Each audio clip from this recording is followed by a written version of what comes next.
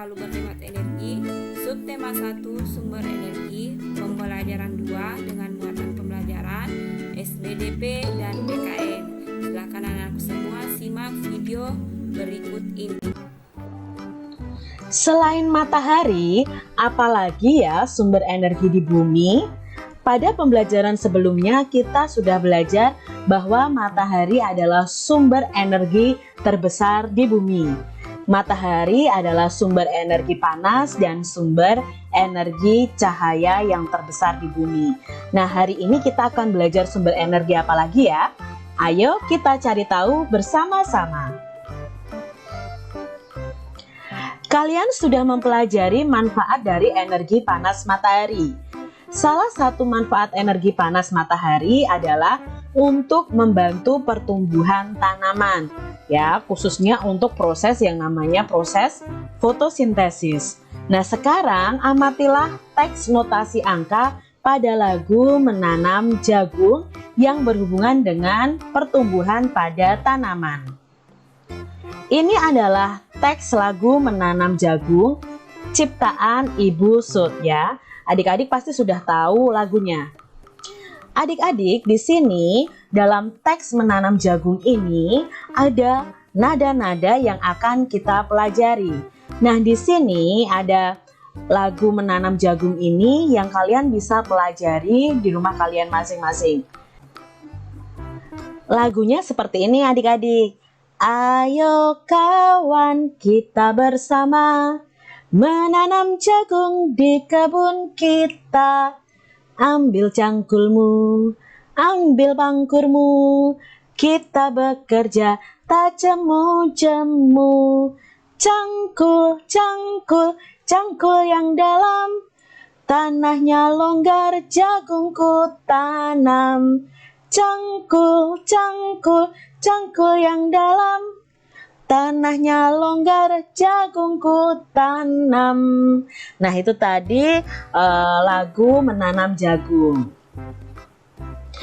Berikut adalah urutan tinggi nada. Dalam lagu Menanam Jagung tadi ada nada-nada adik-adik. Nah, nada satu nih di sini itu kalau kita baca do ya. 2 itu re, 3 itu mi, 4 itu fa, 5 itu sol, 6 itu la, 7 itu si ya. Do, re, mi, fa, sol, la, si. Nah, kembali ke angka 1 lagi, ke nada 1. Itu berarti do di atasnya dari do yang awal ini. Jadi kalau ada nada do titik di bawah itu berarti nadanya rendah. Nah, semakin ke kanan nadanya akan semakin tinggi. Itu diberi tanda dengan titik di atasnya. Jadi do, re, mi, fa, sol, la, si, do. Jadi do-nya do tinggi adik-adik, semakin ke kanan semakin tinggi. Nah, pada teks lagu tadi kalian bisa menandai mana yang nada tinggi, mana yang nada rendah. Birama lagu Menanam Jagung tadi adalah 4/4. Itu menunjukkan bahwa dalam satu birama terdapat 4 ketukan. Nah, ada 4 ketukan, yang satu ketukannya itu bernilai 1/4. Jadi, ayo kawan kita bersama menanam jagung di kebun kita. Nah, itu ada ketukannya adik-adik. Lalu di sini ada tanda re ya, sama-sama re, lalu di garis atasnya. Ini menunjukkan bahwa kedua nada ini dalam satu ketukan. Jadi masing-masing itu dinyanyikan 1/8 ketukan. Nah, itu tadi kita sudah belajar tentang tinggi rendah nada dan tentang birama. Tanaman jagung dapat tumbuh karena air. Apakah air juga merupakan sumber energi? Nah, kita mau cari tahu nih, apakah air itu juga termasuk sumber energi?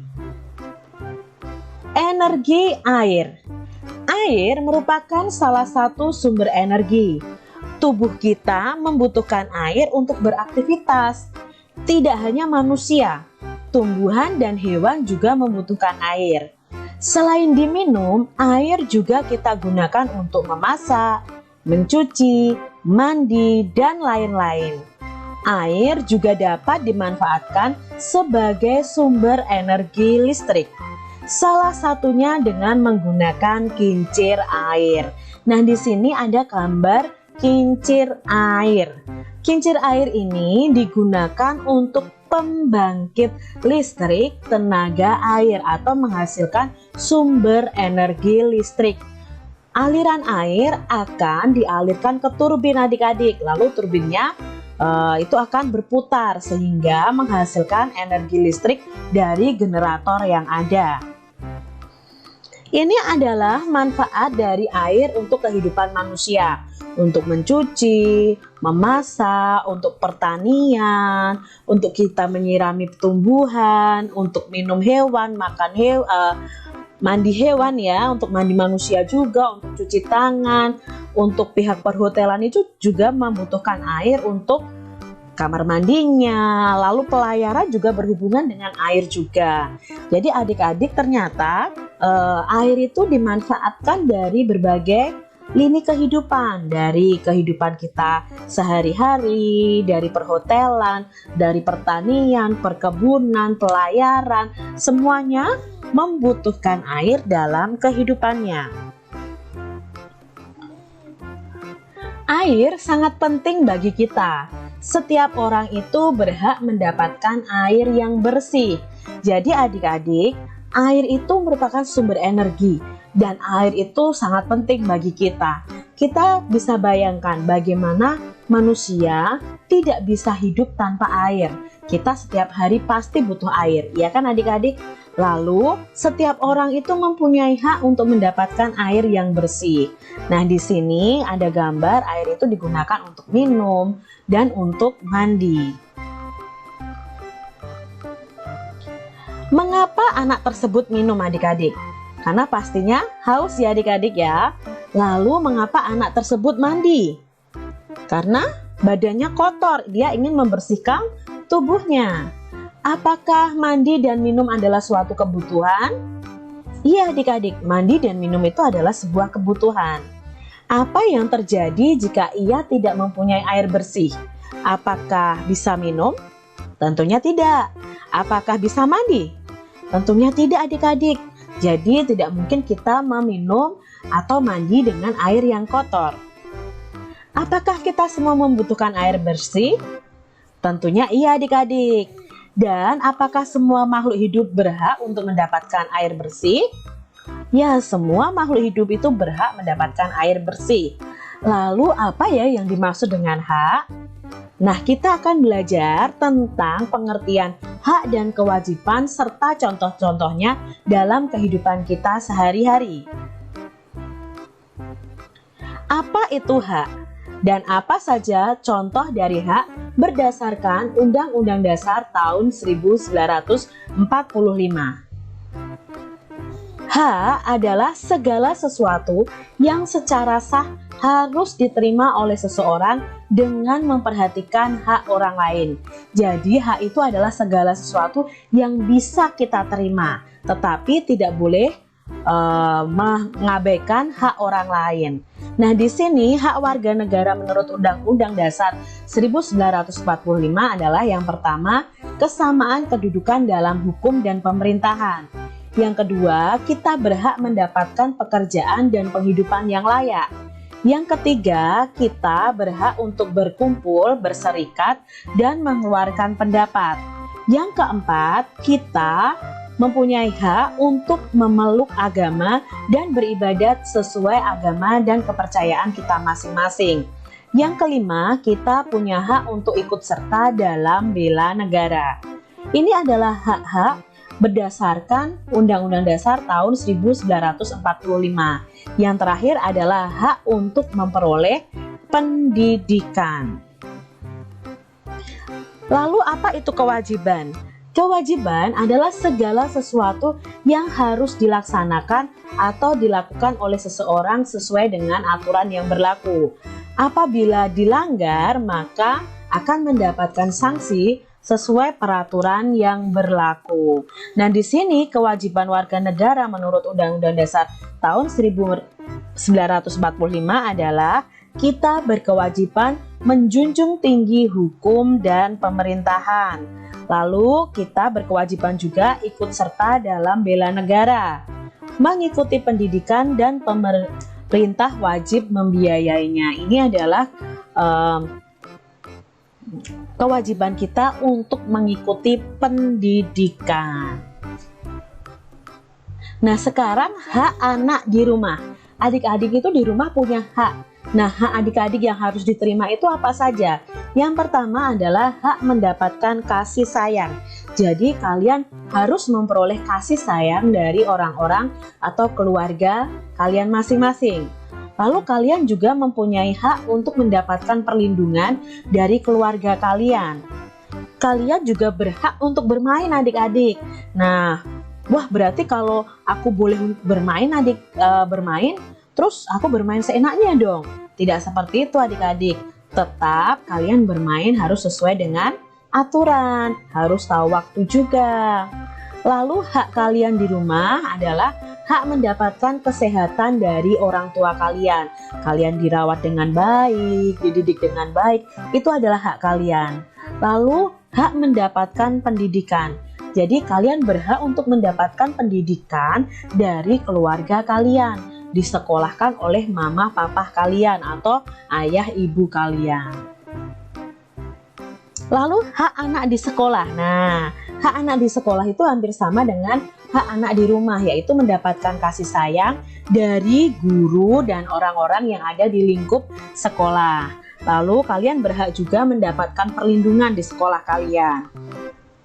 Lalu mendapatkan kesehatan juga itu merupakan hak kalian. Misalnya kalian sedang sakit. Nah, kalian berhak untuk beristirahat atau di UKS, untuk berobat di UKS ya. Itu hak kalian adik-adik yang bisa kalian terima di sekolah. Lalu hak mendapatkan pendidikan dari guru. Jadi kalian berhak untuk mendapatkan pendidikan pembelajaran dari guru. Berikutnya adalah kewajiban anak di rumah. Nah, ini apa yang harus kalian lakukan di rumah? Tadi kan kewajiban itu apa yang kita lakukan. Yang pertama adalah kewajiban belajar. Yang kedua adalah kewajiban membantu orang tua. Jadi kalian wajib dan harus untuk belajar. Lalu wajib membantu orang tua kalian.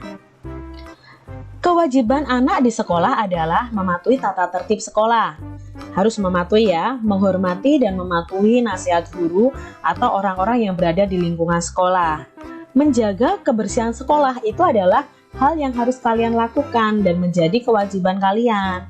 Mengikuti pembelajaran itu wajib dilaksanakan oleh anak-anak yang ada di sekolah. Nah, adik-adik, perhatikan gambar berikut. Ada gambar 1 dan gambar 2. Kalau kalian amati, gambar 1 itu sedang sikat gigi, tapi keran airnya bagaimana adik-adik? Ya, keran airnya tidak ditutup sampai banjir seperti itu ya. Nah, gambar kedua itu sedang mencuci piring. Nah, ya, mencuci piring. Ini tapi saat menggosok piringnya, kerannya juga tidak dimatikan. Nah, kita mau jawab pertanyaan yang ada. Apakah dia sudah mendapatkan haknya dengan baik? Dari gambar 1 dan gambar 2, apakah orang yang sikat gigi ini sudah mendapatkan haknya? Sudah, bisa menggunakan air adik-adik. Jadi ini haknya yang dia bisa terima adik-adik. Lalu yang gambar 2 juga sudah mendapatkan haknya, yaitu air bersih. Nah, sekarang apakah dia sudah melaksanakan kewajibannya? Kewajibannya kalau kita sikat gigi seperti itu ya, seharusnya keran airnya dimatikan supaya hemat air. Nah, seharusnya ini dua-duanya itu yang harusnya dilakukan adalah ketika tidak digunakan ya, ketika kita sedang sikat gigi, airnya matikan dulu. Ketika piringnya sedang digosok dengan sabun, kita matikan kerannya dulu. Baru nanti ketika dibilas, baru kita hidupkan lagi. Jadi kalian sudah tahu mereka mendapatkan hak, tetapi mereka lupa melakukan kewajibannya, yaitu menghemat air. Nah, ini adalah Cara menghemat air ya adik-adik ya. Ingat, memang air itu selalu ada, tetapi kita juga harus menghemat air. Yang pertama itu caranya dengan memeriksa tagihan air. Jadi orang tua kalian setiap bulan pasti mendapatkan tagihan air. Nah, di situ apakah mengalami kenaikan atau penurunan? Yang kedua, mandi dengan singkat ya. Tidak perlu mandi terlalu lama, yang pasti harus bersih adik-adik ya. Tidak mainan air dulu atau kalian berendam dulu yang lama sambil airnya mengalir. Tidak perlu adik-adik, gunakan seperlunya. Berikutnya, matikan keran saat bersabun dan sikat gigi. Nah, mematikan keran ini dapat menghemat air. Lalu mencuci saat pakaian kita sudah banyak ya. Jadi cucilah baju saat baju kita sudah menumpuk banyak adik-adik, bukan mencuci satu baju pakai mesin cuci. Nah, itu malah boros listrik juga boros air. Lalu berikutnya tutup keran dengan sempurna. Pastikan tidak ada air yang menetes lagi. Lalu berikutnya adalah manfaatkan air limbah. Gunakan kembali air bekas cucian. Nah, air bekas cucian itu bisa kalian gunakan lagi, misalnya untuk membersihkan itu ya, kamar mandi bisa kalian bersihkan nanti ketika kalian bilas dengan air yang bersih. Nah, untuk kamar mandi yang ini adik-adik yang duduk, untuk yang WC duduk nih, kalian tekan tombol setengah siram pada kloset. Jadi tidak terlalu penuh adik-adik, yang penting siram sampai bersih. Kalian bisa menghemat air dengan cara yang lain menurut kalian masing-masing.